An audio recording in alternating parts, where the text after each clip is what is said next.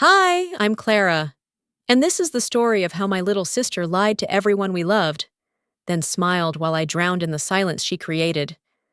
They believed her because she told the story first, but the thing about silence is, it doesn't stay quiet forever, especially when the truth comes wrapped in lavender, a flash drive, and a voice that finally decides, enough. Before we go any further, tell me, have you ever had your story told by someone else, and no one stopped to ask you if it was true? If yes, comment number 1. If no, comment number 0. This is a family reckoning you won't forget. They say blood is thicker than water, but no one warns you when family becomes quicksand. The letter arrived Thursday morning, nestled in a pale cream envelope with my name written in Mom's graceful cursive. It smelled faintly of her, vanilla and something older, like lavender that sat too long in a drawer. I didn't open it right away. I ran my fingers over the seal, hesitating. Something about it made my chest tighten. Eventually, curiosity won out. Inside was a note inviting me to dinner that Sunday. Just the 3 of us, Mom, Sierra, and me. Like old times, she wrote, as if that phrase didn't sting. For her, old times meant laughter, roast chicken, and clinking glasses. For me, it meant trying not to shrink every time Sierra spun a tale that twisted me into the villain. I left the letter on the counter, beside the French press and the ceramic mug I'd had since college. Blue, chipped, dependable.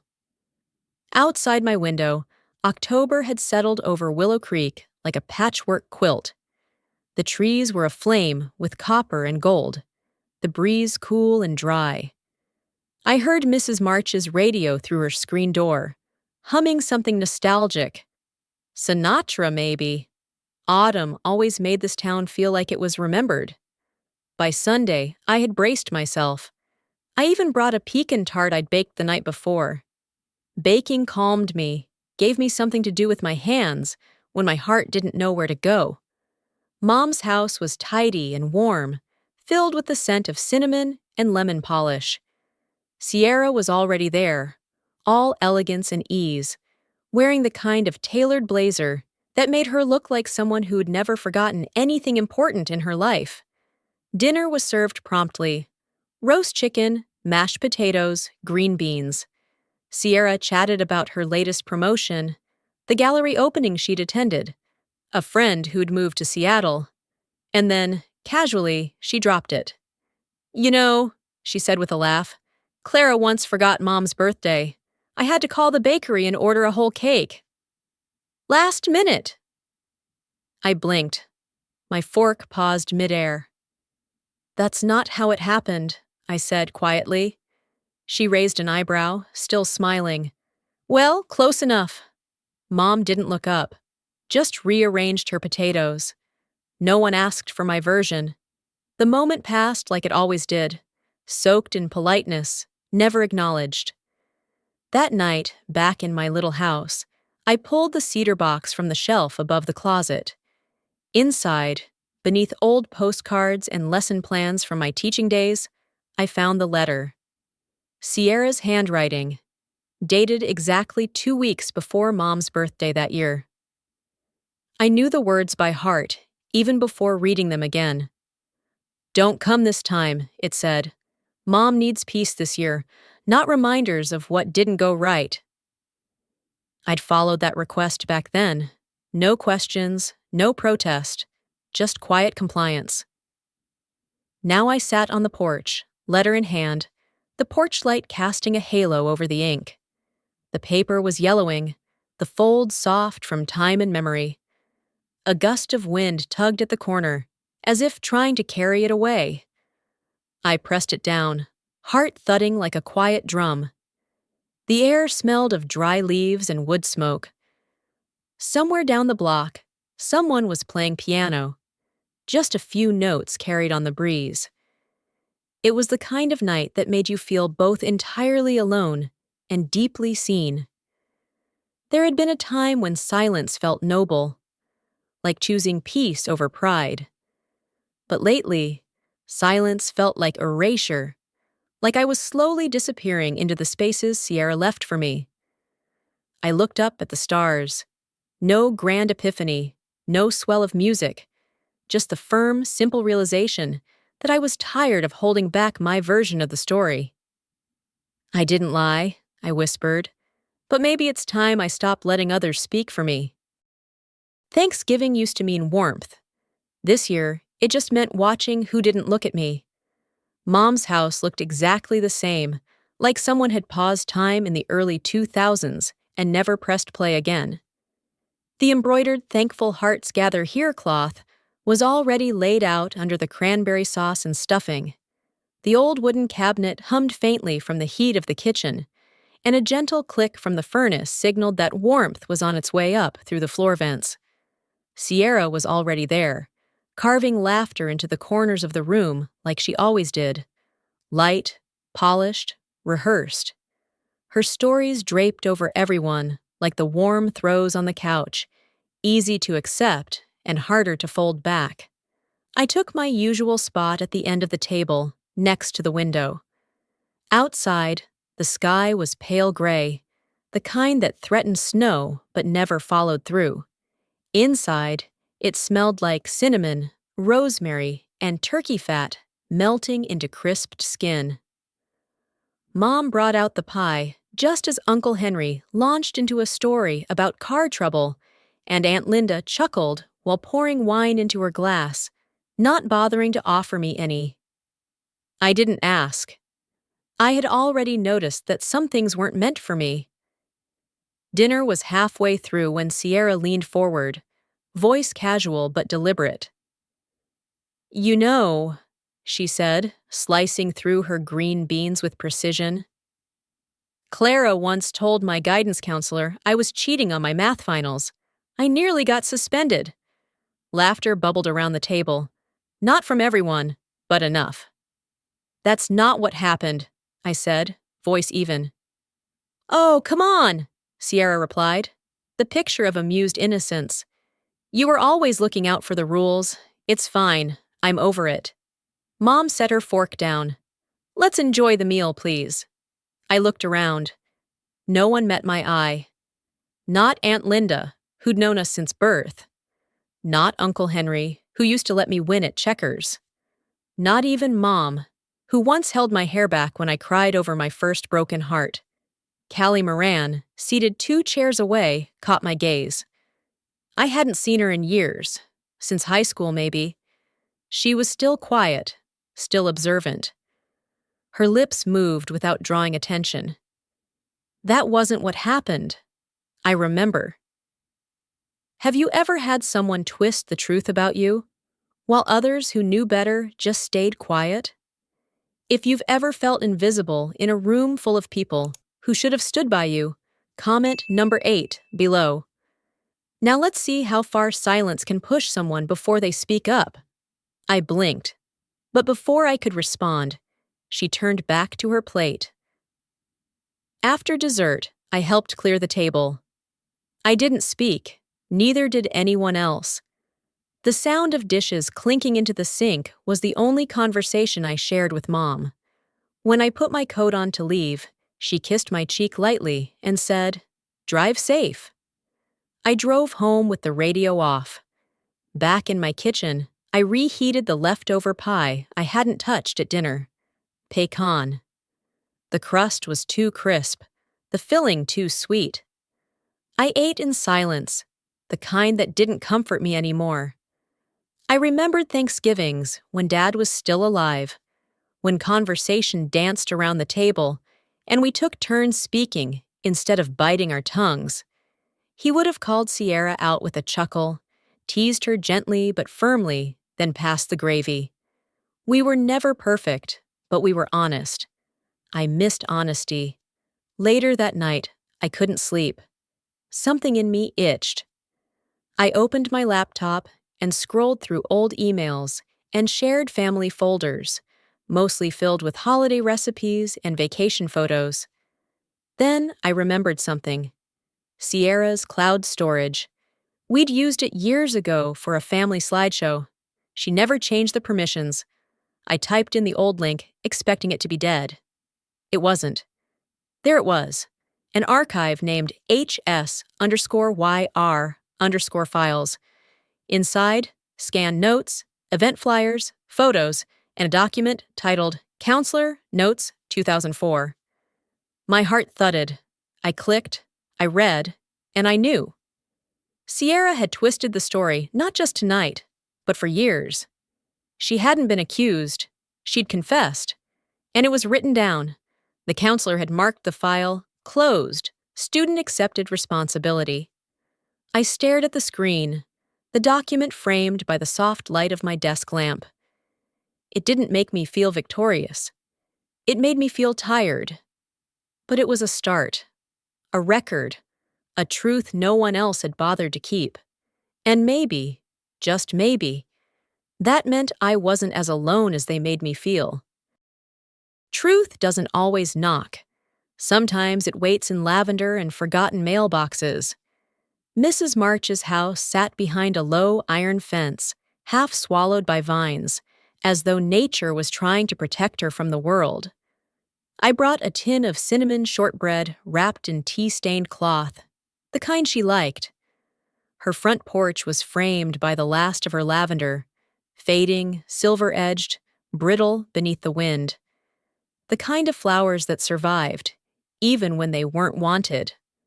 The radio inside hummed softly with classical music. I knocked twice. No answer.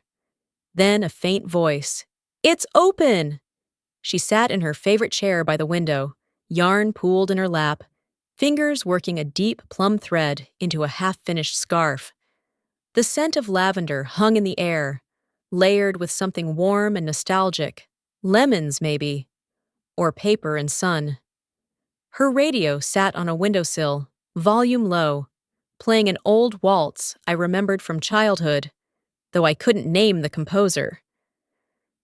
"You still remember," she smiled, nodding to the tin. "I will never forget our November cookies."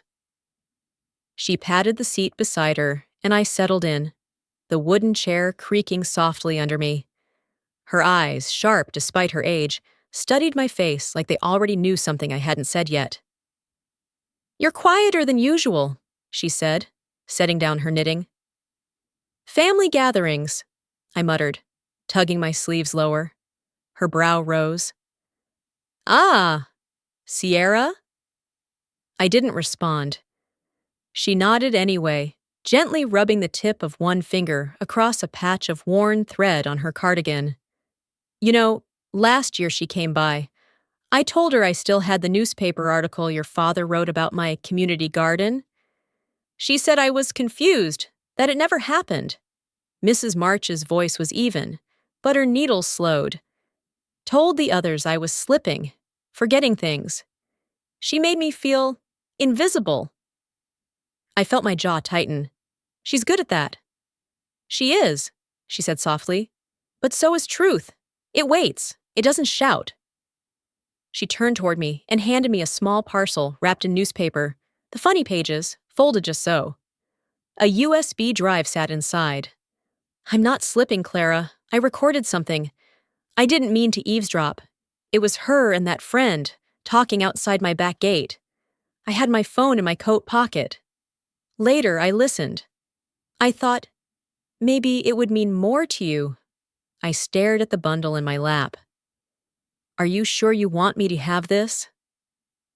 Her voice dropped to a whisper. "Your sister doesn't need protection. You do. And someone needs to remember what really happened."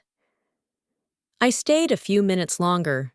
We talked about the weather, the early frost, the price of stamps going up again. She showed me her garden journal, inked in purple, with delicate looping handwriting. Before I left, she tucked a little envelope into the tin of cookies. "For you," she said, "no one should feel forgotten." As I walked home, the cold air nipped at my neck. I passed hedges covered in dew, mailboxes that leaned tiredly to one side. The streets of Willow Creek were quiet, like always, the kind of quiet that held secrets no one had bothered to chase. Back home, I turned on the lamp in the living room. Its golden light pooled across the wood floors, softening the evening. I lit a candle that smelled like clove and tucked myself into the armchair. Then, I plugged the USB into my laptop. There was one file, labeled simply, Tuesday recording. The recording crackled at first. Wind, some distant birdsong, then footsteps, and Sierra's voice. Clear, familiar, dismissive. She still thinks she can win them back, she said. Clara never fights back. People believe what I say anyway. I froze. My body went still, but my mind raced. It wasn't just the words. It was the tone. That satisfied little lilt she used when she thought no one was listening. I played it again. And again. Each time, the same realization dug deeper into my chest. She didn't just know what she was doing. She counted on getting away with it, and she had, over and over again. Mrs. March had given me more than a recording. She'd given me something no one else had offered: validation, evidence, a thread to pull in a story that had always unraveled in my hands. I stared out the window. The lavender in my own garden, though thinning, still stood upright in the wind. Fragile, maybe, but unbroken. I closed the laptop and whispered, "Let's see if they still believe after hearing this."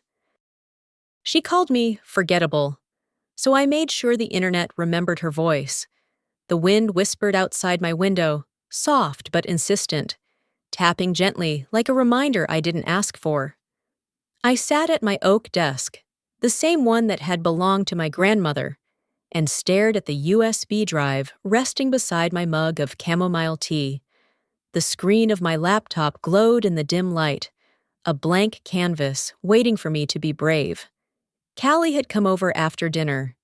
She'd brought lemon cookies and a steady voice. Ethan arrived not long after, laptop bag slung over his shoulder, always kind but quiet. We didn't talk about the video at first. We sat in the living room, letting silence stretch, while the candle on the mantel burned lower. Finally, I asked a question I hadn't let myself say out loud. What if they say I'm airing dirty laundry? Callie didn't look away. Then don't make it about them, she said simply. Make it about you reclaiming the truth. The word reclaim felt different. Not fight, not punish, just take back. I nodded slowly, and so we got to work. We kept it simple. Ethan helped clip the audio. No edits, no music. Just Sierra's voice, clear and unmistakable. Clara never fights back. People believe what I say anyway. Overlaid on a blurred photograph of a family table, empty chairs, untouched napkins, a faint light from a window in the background. We added a single caption at the bottom in white serif font. A sister's silence should never be mistaken for guilt. Callie created the post from her account. She said it would be better coming from a peer, not from me directly. The video was uploaded to a private Facebook group, our old high school alumni page. Quiet, contained. At first, we watched it go live. No fanfare. Just a quiet little ripple into a sea of noise. I didn't sleep that night. I sat by the window, blanket wrapped around my shoulders, staring out into the dark. The town was still. Porch lights glowed down the block. Somewhere, a wind chime rattled softly. I could still hear Callie's words from earlier echoing in my head. Even a quiet voice has weight if you let it carry truth. The next morning, I poured my coffee and opened my phone with trembling fingers. 12,084 views. I blinked, refreshed. 12,763. The comments came in waves. Some names I recognized, people I hadn't spoken to since junior year. Others were strangers. I've been her. We need more Claras. This made me call my sister. I felt something loosen in my chest. Not vindication, just space. like a door that had always been shut had quietly creaked open. By noon, Callie texted me a photo of a handwritten note. Someone had dropped it in the public mailbox near her apartment.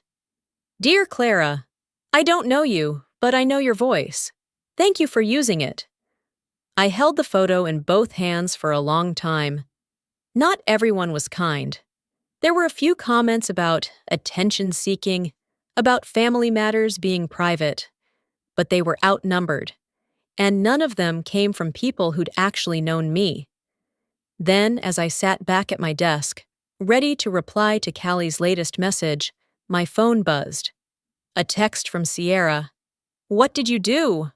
I didn't respond. I didn't need to. Not a minute later, my phone rang. "Mom," lit up the screen. My heart thumped once, twice. I let it ring. Then I set the phone down, slowly. The wind outside picked up again, brushing the pane like it was asking for permission. This time, I didn't close the window. Forgiveness never sounded so much like silence. Mom's house looked the same, but it felt like a place I'd never lived in. The sky was a dull slate gray, and the air had that sharp bite of late November, the kind that hinted snow was only a storm or two away. I wore the thick knit sweater I'd made last winter.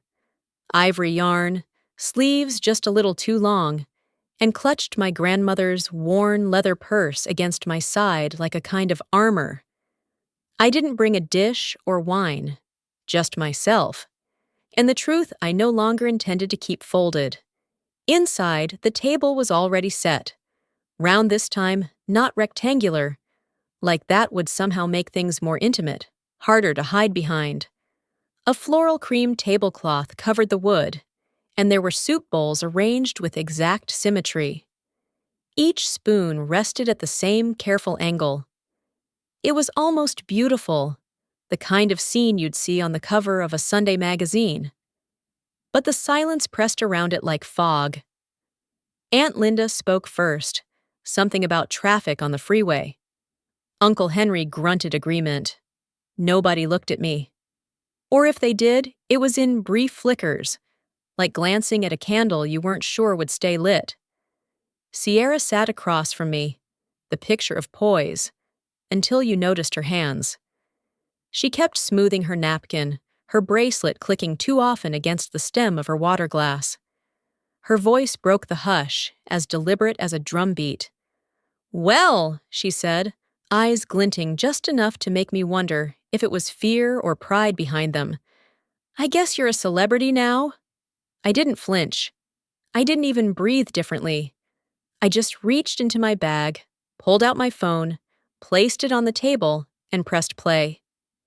Her voice spilled into the room like a dropped glass. "Clara never fights back.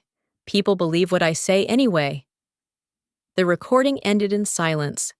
Not the kind that asks for someone to speak, the kind that makes it obvious no one will. Uncle Henry cleared his throat, but said nothing. Aunt Linda set her spoon down without taking a bite. Her eyes dropped to the tablecloth, like she'd suddenly noticed the embroidery pattern was wrong. No one defended Sierra. No one asked me if it was real. Sometimes the deepest hurt isn't caused by lies, but by the silence of those who claim to love you.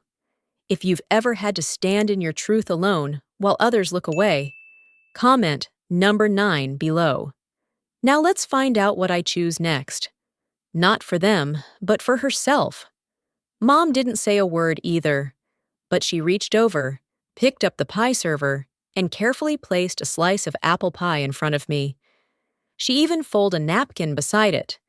No apology, no explanation, just an action that felt like a peace offering from a woman who didn't know how to make peace with words. I didn't touch the pie. My father once told me, "People say they love you, but watch how they act when someone lies about you." I was maybe 13. A girl at school had accused me of stealing a bracelet that later turned up in her own locker. No one apologized back then either, but Dad had taken me out for ice cream that night and sat beside me in the quiet until the knot in my chest came undone. That kind of presence sticks with you. That kind of presence was missing now, but maybe that was the point. Maybe that was why mine finally mattered. Sierra opened her mouth again, but whatever came to the edge never made it out.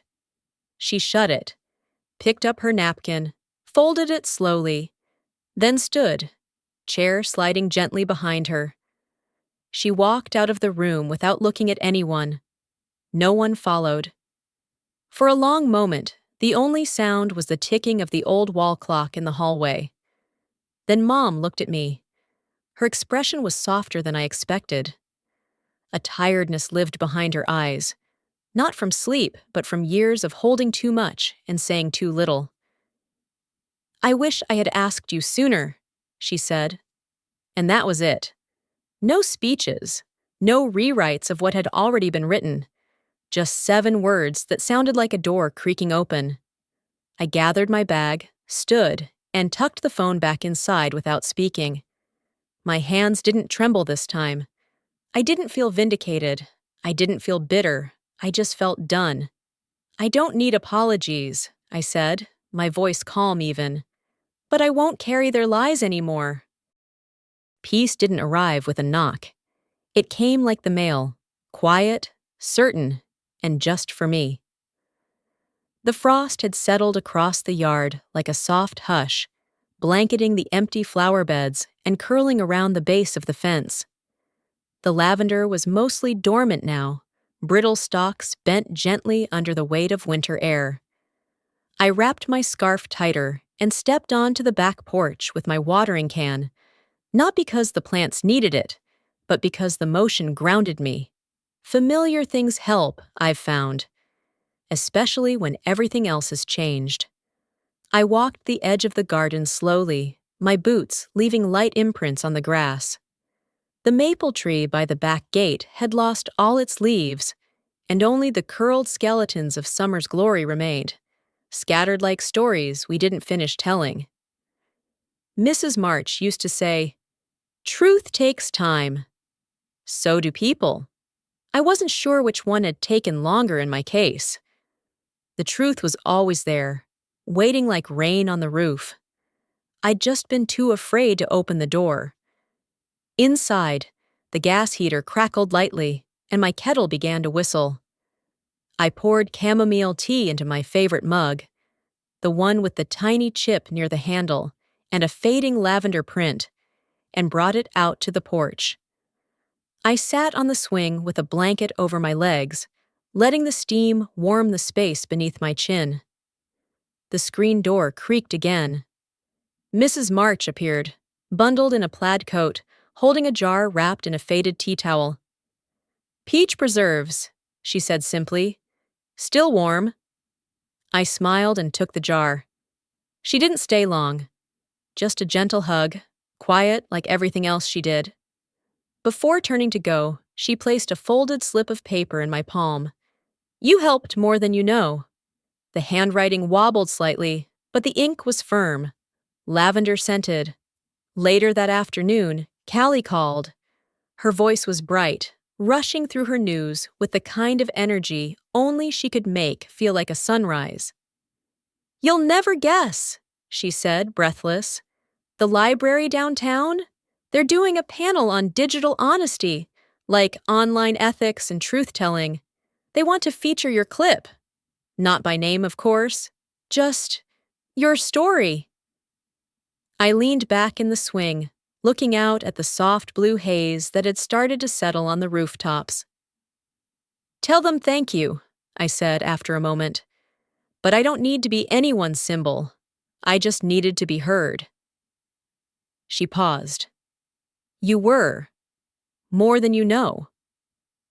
When I hung up, I stood and fetched the small driftwood sign I'd been carving all week. The letters were uneven, imperfect, mine. I nailed it to the post beside the porch stairs. Kindness isn't weakness, and silence isn't surrender. The wind picked up again, nudging the edges of the old porch rug.